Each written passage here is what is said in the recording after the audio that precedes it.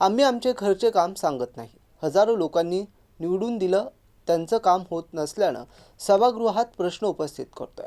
अधिकारी प्रत्येक बैठकीत थातूर मातूर उत्तरं देऊन विकास काम करण्यास टाळाटाळ करताय असा आरोप संतप्त नगरसेवकांनी या स्थायी समितीच्या बैठकीत उपस्थित केलाय. शहरातील आणि प्रभागातील ड्रेनेज विविध समस्यांविषयी स्थायी समितीच्या बैठकीत वंचित बहुजन आघाडीचे नगरसेवक अमित भुईगळ यांनी प्रश्न उपस्थित केला. गेल्या अनेक महिन्यांपासून संबंधित अधिकाऱ्यांना याविषयी विचारणा करण्यात येत असताना सुद्धा अधिकारी प्रत्येक वेळी थातूर मातूर उत्तर देते विकास काम टाळण्यास टाळाटाळ करतायत. याविषयी इतर सदस्यांनी अधिकारी ऐकत नसल्याचा आरोप केला. या प्रसंगी सभापती यांनी सुद्धा ताकीद देत यापुढे असे उत्तर देणे अपेक्षित नसून योग्य खुलासा करण्याचे निर्देश दिले.